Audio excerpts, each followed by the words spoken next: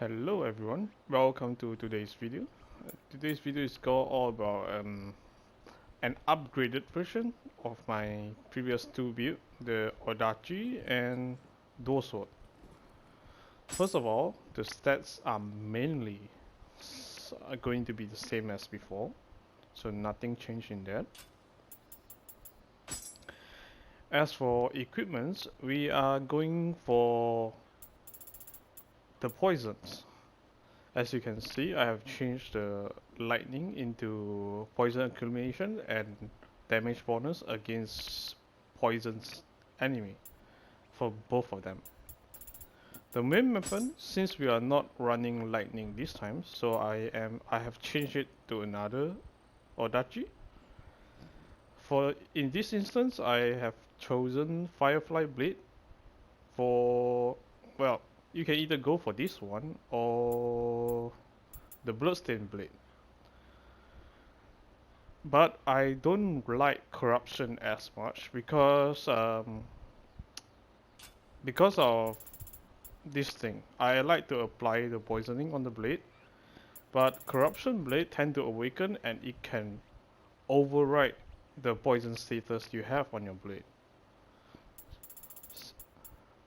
This is why I chosen Firefly Blade instead. It has purity by default, but it won't override the poison you have applied on your weapons. But that's just my choice. If you are the kind of player like to throw poison shuriken instead, which is, where is it? This one. If you like to throw the poison shuriken first to apply the poison status on the enemy, then for sure you can go for the corruption blade, the bloodstained blade. So it all depends on your choice. This is considered an upgrade is because you won't see much different in solo playthrough. The damage is still there, almost the same as before. But once you are playing in multiplayer expedition mode, the enemy has much higher defense and much more HP. So with the poison bonus, when you are hitting the enemy, your damage can go way higher than my previous lightning build. Also, one very important thing to change is the soul core. You're going to need the Yatsu no Kami soul core because of the, well, melee against poison enemy. This is very good for the poison build.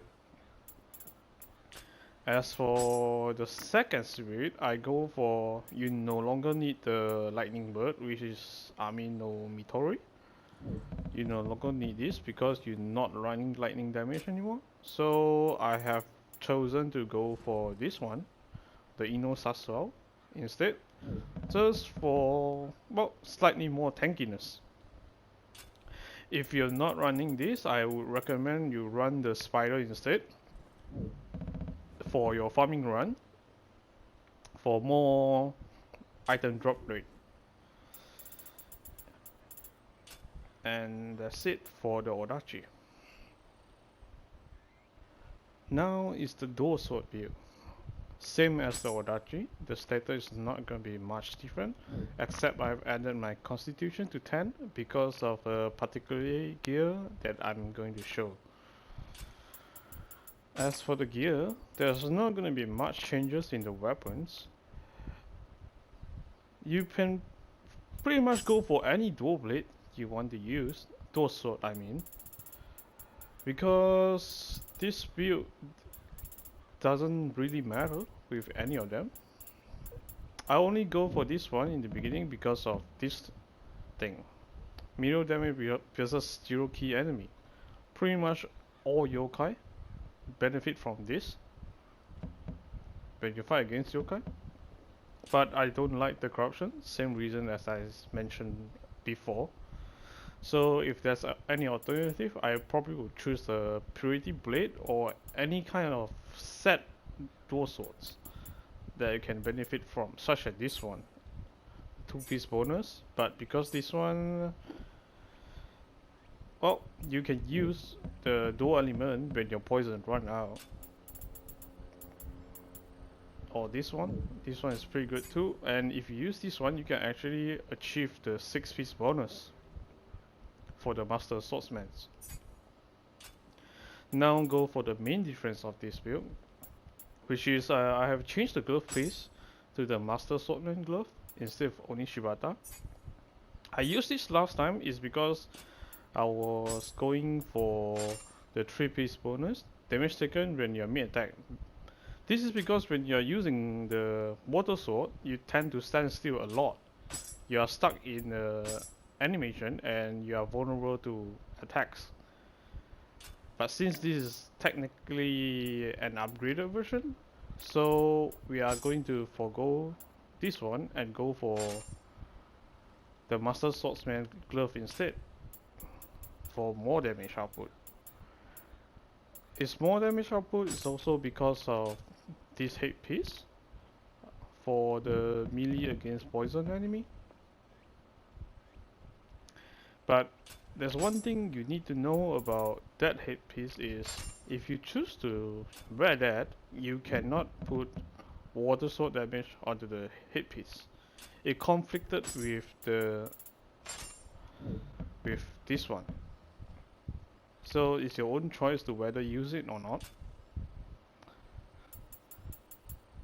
If you use this one, you have all the set bonus. If you use this one, you have the melee versus poison enemy, and you can still have the all the set bonus if you choose to replace your secondary weapon with the set dual sword. So yeah, and one thing I missed out from before is the soul core. Same as the Odachi, you should utilize this Yasu no Kabi soul core for more poison enemy damage bonus. Same as the Odachi, you can have 2 playstyle for poisoning enemy. One is applying poison, and another one which is throwing the poison shuriken. As for if you find that if you are going for the poison shuriken, I will suggest you take away all the tiger running, cat walking, stick thief scroll, so you can put more into poison shuriken. I only put this is because sometimes you want to speed run a level and you can just use these 3 together to skip through all the normal monster and just to fight the final boss. But if you want to clear normally, you can no need to put all this at all and just put more into the poison shuriken or the poison breath. And yeah, that's it for today's video. Thanks for everyone that watching. See you next time.